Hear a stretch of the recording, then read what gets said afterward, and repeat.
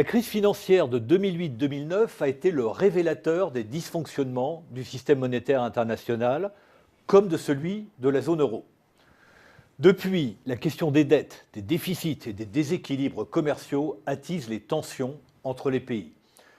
Mais la période que nous vivons a aussi révélé la montée en puissance déterminante de deux économies tournées vers l'exportation, avec un modèle mercantiliste, je veux bien entendu parler de la Chine et de l'Allemagne. Le dollar reste certes pour l'heure la monnaie internationale. Mais ce nouvel équilibre des puissances économiques pose la question du rôle privilégié de la devise américaine et donc du système monétaire international.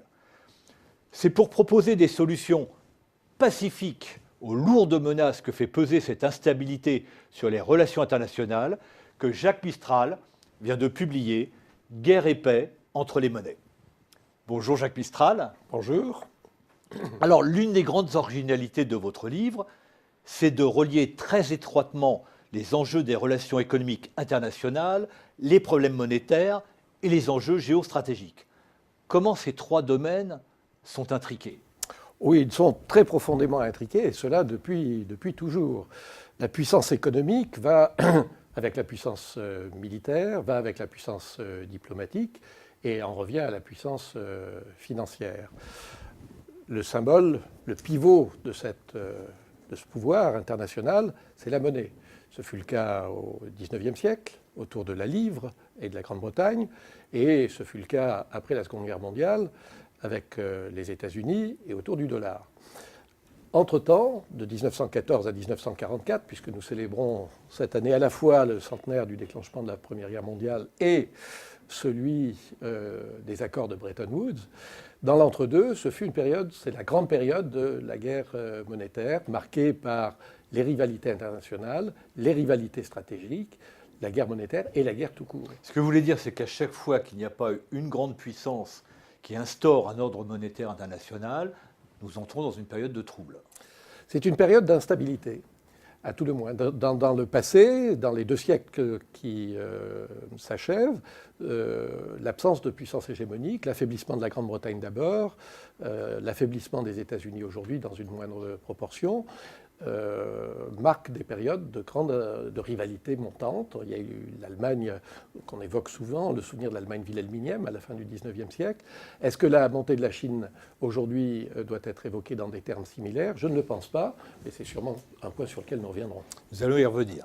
Alors Jacques Mistral, je voudrais rappeler que vous êtes ancien élève de l'école polytechnique, que vous êtes docteur et agrégé en économie, vous êtes toujours professeur d'économie, mais vous avez aussi fait carrière à l'INSEE et vous avez été conseiller de ministre et même d'un Premier ministre. Vous avez fait aussi un long passage dans le privé, AXA pour pas nommer la société, mais originalité supplémentaire, vous avez été conseiller spécial, vous êtes toujours, conseiller spécial à l'IFRI, l'Institut français des relations internationales, et c'est peut-être ce qui explique votre appétence pour les aspects géopolitiques et géostratégie, qui est quelque chose de rare dans la réflexion économique française. Alors, revenons à votre livre. Votre introduction est un exercice de prospective fiction qui décrit un chaos des relations monétaires et internationales à l'horizon 2009. 2029. Oui, 2029. Du temps pour que ça. Qu'est-ce qui vous rend aussi pessimiste? D'abord, c'est pas un exercice de prévision, c'est une façon d'imaginer le pire. Et comme vous savez, le pire n'est jamais sûr. Mais une façon d'imaginer le pire, pourquoi? On est bien parti. Hein? Non, pas du tout. Non, parce que ce chapitre commence au contraire par imaginer que l'on parvient à sortir des difficultés de la crise financière, que les politiques non traditionnelles qu'avait menées Ben Bernanke, eh bien finalement, elles ont réussi, ou la Bernanke avec la Fed ou Mario Draghi avec la BCE, finalement elles ont réussi et progressivement les banques centrales peuvent récupérer l'excès de liquidité qu'elles avaient mis en circulation. Donc il y a un schéma dans lequel les États-Unis retrouvent un début de croissance, l'Europe est aidée par la baisse des taux d'intérêt, la révolution énergétique aide à une baisse du prix du pétrole, ça démarre assez bien. Et puis les choses tournent mal parce qu'il y a justement, comme vous le disiez tout à l'heure, ce mélange de facteurs proprement économiques et monétaires d'un côté, et puis de rivalité stratégique montante entre la Chine et les États-Unis. Et ce que j'ai décrit, ce n'est pas une catastrophe comme la catastrophe rétrospectivement inéluctable dans laquelle le stalinisme, le nazisme, la Grande Dépression de 1929 ont fait plonger le monde entier dans l'entre-deux-guerres.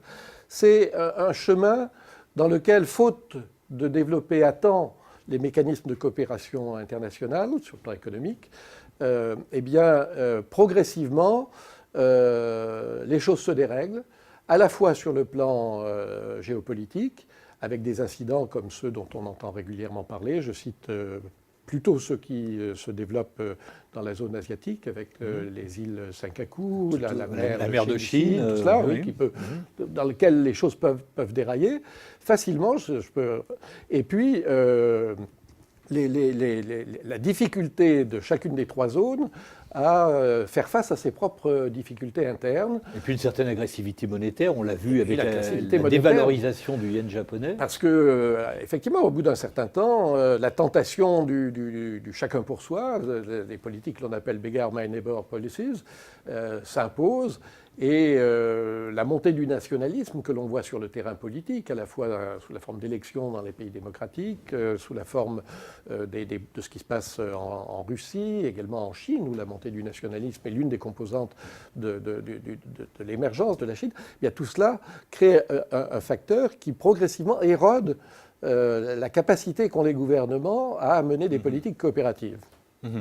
Alors, on est sur une espèce de pente savonneuse dangereuse si rien n'est fait.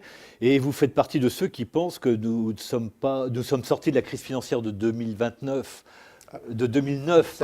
décidément, je suis fâché avec les dates, par des méthodes non conventionnelles, mais des méthodes qui sont aussi non soutenables. Sur le fond, vous pensez que rien n'est réglé ?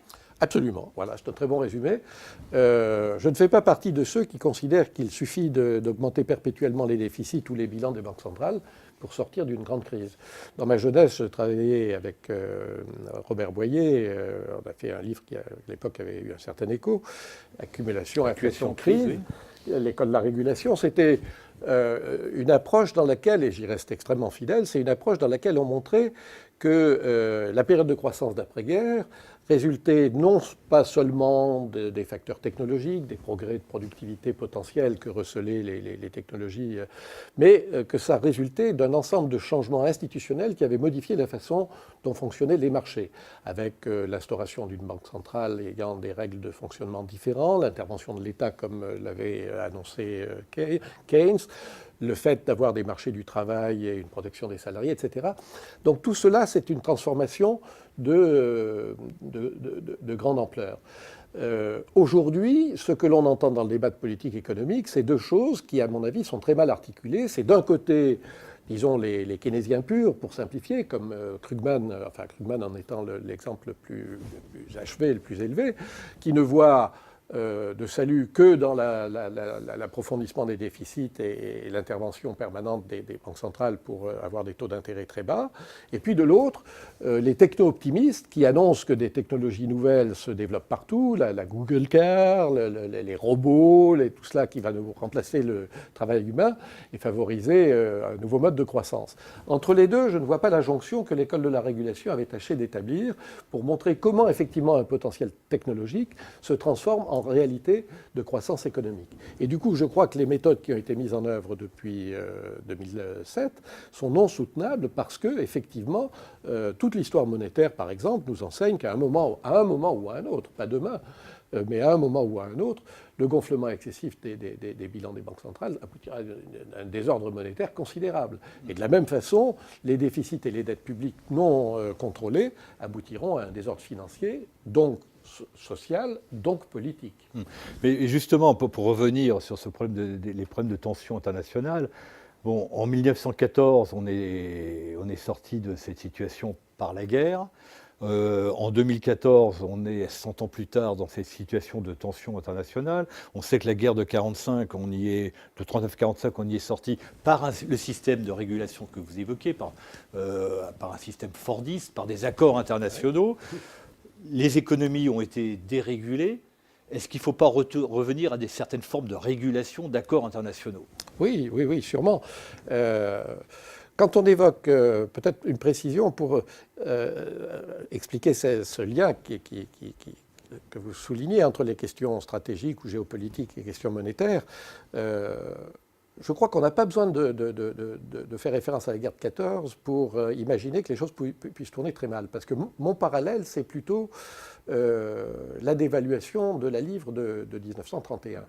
Pourquoi? Parce que c'est l'époque où l'accumulation des contraintes sur le pays devenu lourdement endetté, qui était la Grande-Bretagne, la puissance anciennement dominante devenue lourdement endettée, cette tension entre ces deux aspects que la Grande-Bretagne a tâché de gérer entre 1914 et 1931, à un moment donné, elle a été incapable de tenir les deux bouts de la chaîne.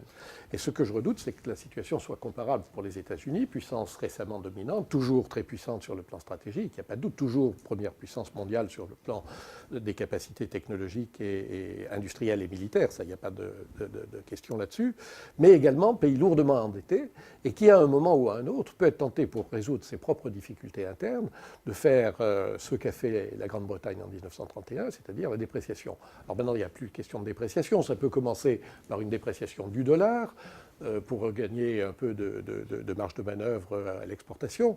Mais fondamentalement, ce qui est le risque que j'évoque pour 2029, c'est qu'à un moment donné, le Congrès dise les Chinois ont accumulé des dollars, c'est leur problème.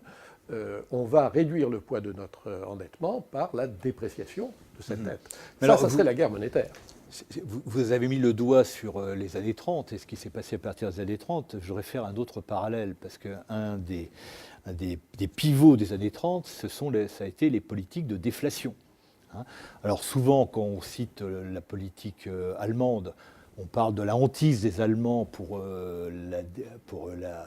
l'inflation, mais en fait, le vrai problème a été la déflation qui a provoqué. Est-ce qu'il n'y a pas un certain nombre de parallélismes avec la période actuelle? Je ne peux pas être plus d'accord avec vous. J'étais à un colloque il y a 2 jours à Athènes pour la présentation d'un livre sur la crise européenne que j'ai fait avec un ami de Brookings, Kemal Dervish. Et dans la petite conférence qu'on avait organisée, on avait invité des collègues et amis allemands, et j'ai vérifié un point avec 2 d'entre eux qui me tracassaient depuis un moment. J'ai vérifié le point suivant à propos de l'histoire allemande, de l'inflation et du chômage. Je leur ai dit, le problème qui a marqué l'histoire allemande et donc mondiale dans les années 30, ce n'est pas l'hyperinflation.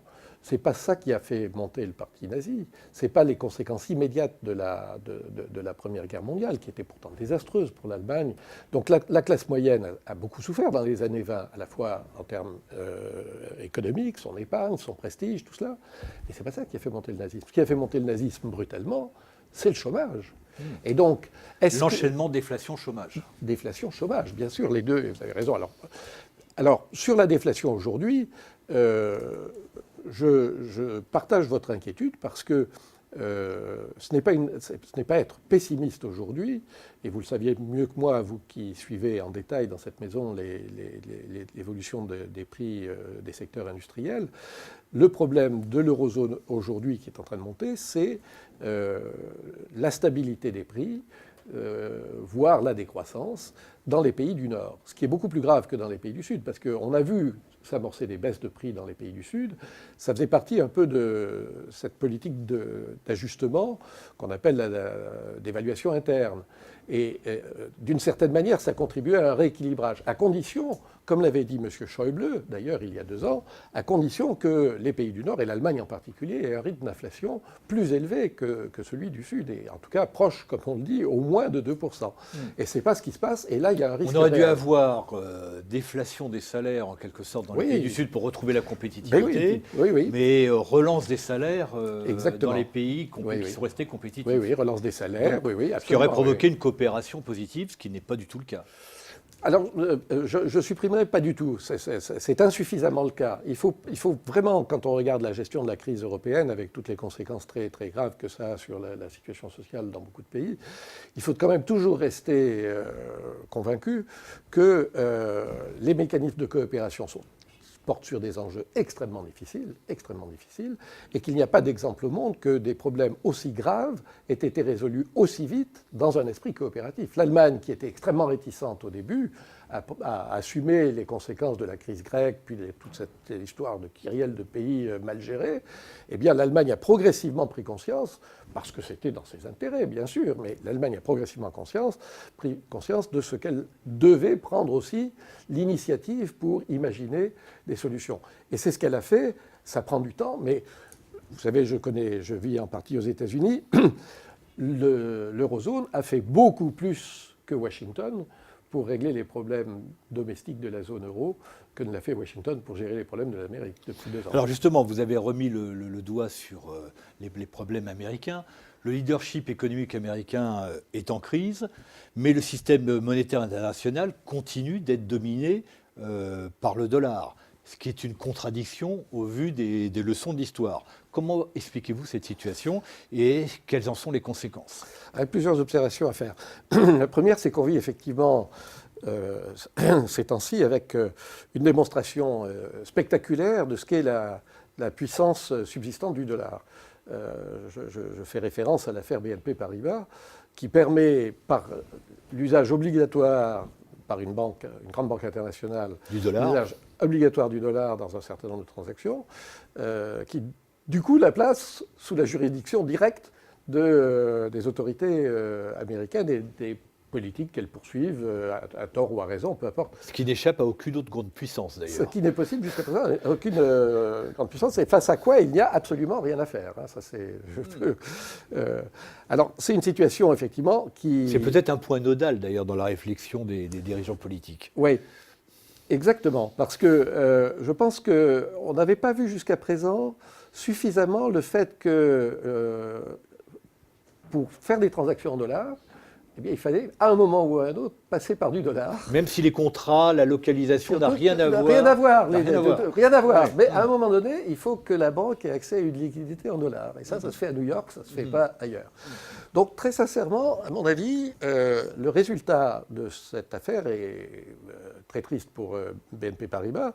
Le ministre Laurent Fabius a bien expliqué que c'est ce qu'envisageait la justice américaine, puisque rien n'est fait encore au moment où nous parlons, était totalement disproportionné, ce qui est le contraire d'une bonne justice. Hein, c'est totalement disproportionné. Mais l'effet induit, j'en prends le pari, c'est que ça va renforcer l'usage de l'euro comme monnaie internationale. Parce que l'euro offre tous les avantages équivalents à ceux du dollar, maintenant, c'est disponible. Et le fait de se soustraire à cette menace permanente d'avoir à comparaître devant un juge de New York, ça va être un avantage comparatif qui va aider le dollar. Mais je continue justement sur l'aspect géopolitique. Le fait que l'euro se présente éventuellement comme une alternative, c'est une grande menace pour le dollar et pour les Américains. Alors, en termes géostratégiques. Oui, bien sûr, mais il ne faut pas aller trop vite, parce que d'abord, il faut prendre le temps d'observer une chose. On dit le dollar, valeur refuge, on vient de dire le dollar, monnaie toujours impériale, que les autorités américaines peuvent utiliser, etc. Il faut avoir en tête une chose très surprenante, que je souligne depuis 3 ans, souvent à la surprise des auditeurs ou téléspectateurs, c'est que pendant une période où l'euro était annoncé tous les jours par le Financial Times et toutes les semaines par The Economist comme étant une monnaie en perdition. Vous vous souvenez des couvertures de The Economist, formidables, de l'euro en feu, l'euro en explosant, etc. Donc tous les jours, toutes les semaines, les trésoreries et les investisseurs étaient confrontés à ces analyses et à ces informations.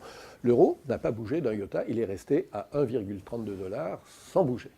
Donc pour une monnaie qui est annoncée comme en perdition, cette stabilité de la parité, du taux de change, apprend quelque chose. Et ça apprend quoi ? Ça apprend 2 choses. Ça apprend d'une part que les Européens n'ont jamais douté du fait que la monnaie survivrait. Et ils continuent d'ailleurs, puisqu'ils restent toujours très favorables à l'euro, même s'ils ont des doutes sur la construction politique de Bruxelles.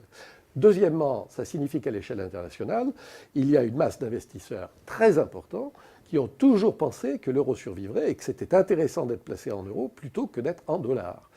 L'euro est resté fort, trop fort, disent certains. Le dollar est resté faible, bien qu'il soit la valeur refuge. Donc ça, c'était pendant la période déperdition de l'euro. Effectivement, les choses changent et l'euro n'est pas un rival du dollar, ça je ne le pense pas, il n'en a ni la possibilité, ni la prétention, ni les moyens, mais c'est une alternative et cette alternative, à mes yeux, ne peut que se développer et c'est une bonne chose pour le système monétaire international parce qu'on a besoin, dans un monde multipolaire, d'avoir autre chose que le dollar. La BNP nous l'a encore confirmé. Alors l'euro éventuellement alternative, mais alors se pose une autre question de l'autre grande puissance montante, la Chine, qui est pour l'instant réticente à rendre convertible sa monnaie. Mais est-ce que l'histoire n'est pas déjà écrite ? Alors, pour ce qui concerne la Chine, je pense que beaucoup de choses ne sont pas encore écrites. Le renminbi ne sera pas le rouble. Ça, il n'y a pas de danger. Le rouble est une monnaie gazière et a peu de chances de sortir de ça. Je parle du rouble de l'époque de l'Union soviétique qui était en dehors du système monétaire international. Oui, oui. Non, mais oui. Alors, sur la Chine, elle monte. Elle va devenir numéro 1, c'est normal. Et on fait grand cas de cela. J'ai des collègues à Washington qui écrivent des livres à succès sur la menace que cela fait peser sur la suprématie américaine. Moi, je vois les choses beaucoup plus froidement.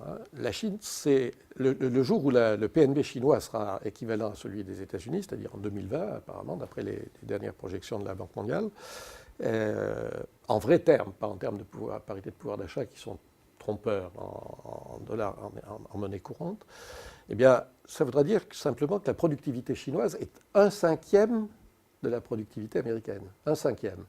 Autant dire que la capacité d'action d'un pays dont la productivité est de 1/5 de celui d'un autre est évidemment dans les mêmes proportions.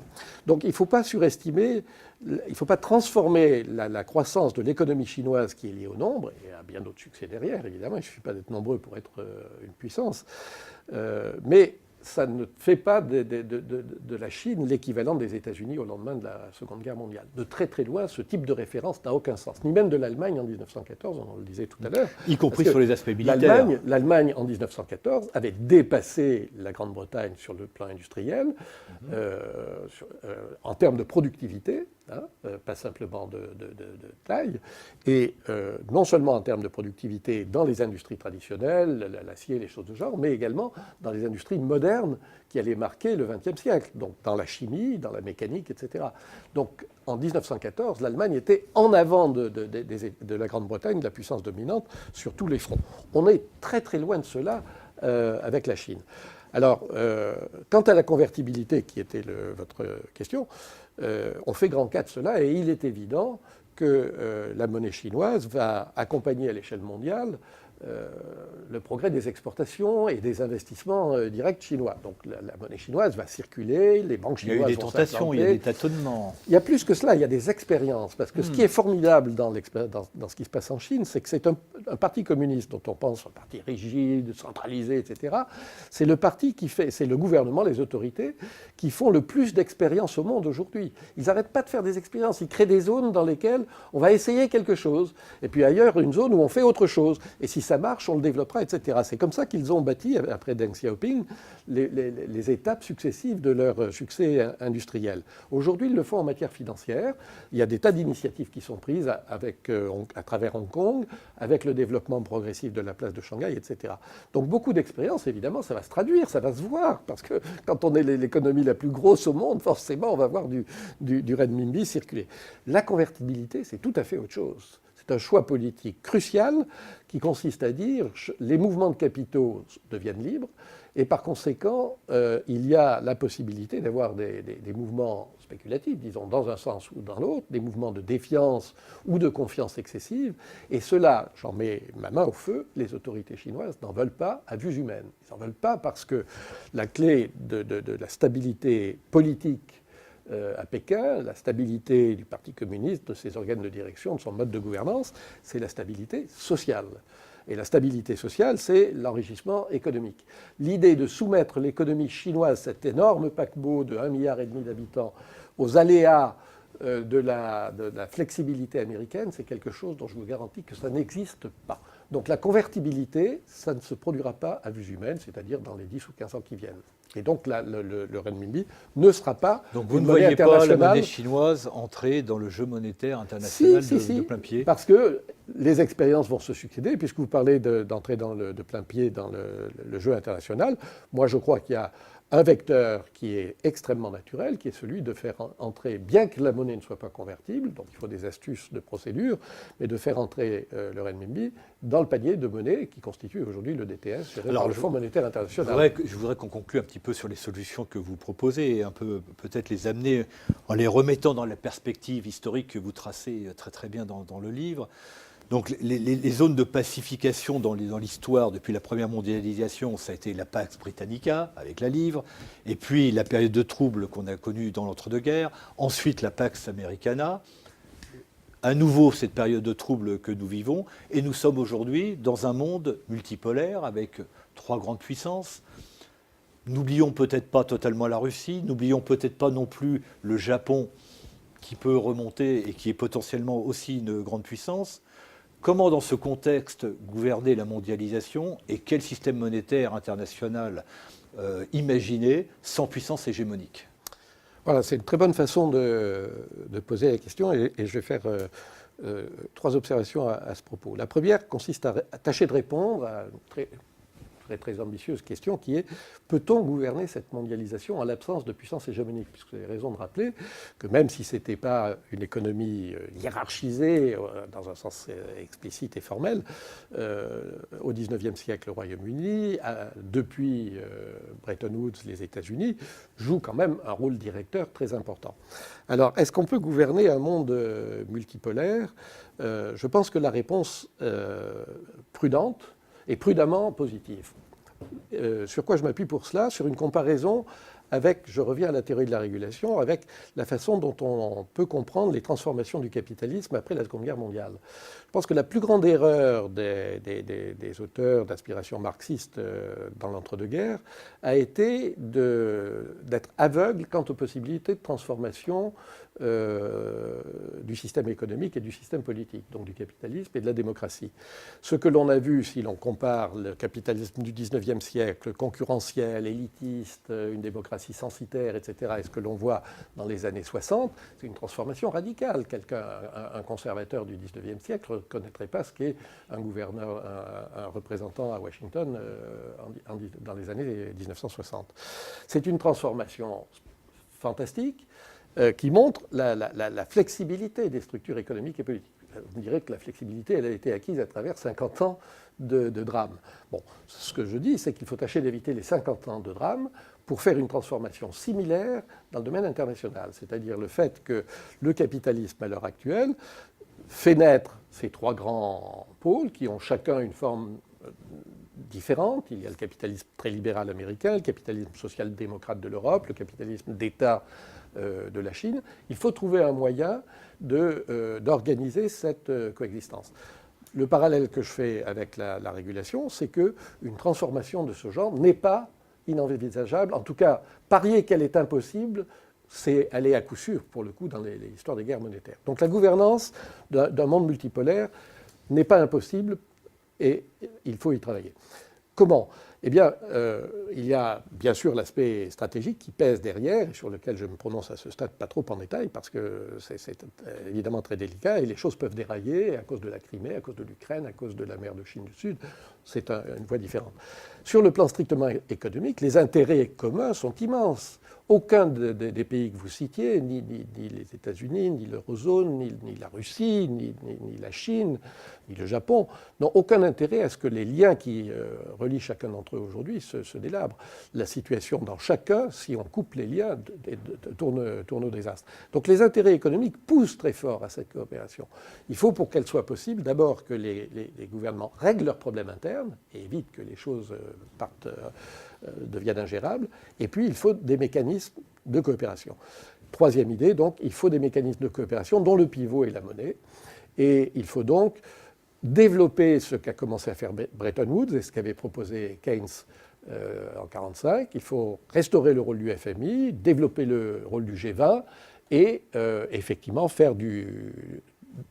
créer nouvelle monnaie internationale avec le DTS. Alors, c'est un point que vous développez à la fin de votre livre, mais dans lequel malheureusement nous n'avons pas le temps de rentrer. Jacques Mistral, un livre passionnant, bien écrit, extrêmement original, Guerre et paix entre les monnaies. Jacques Mistral, je vous remercie. Merci.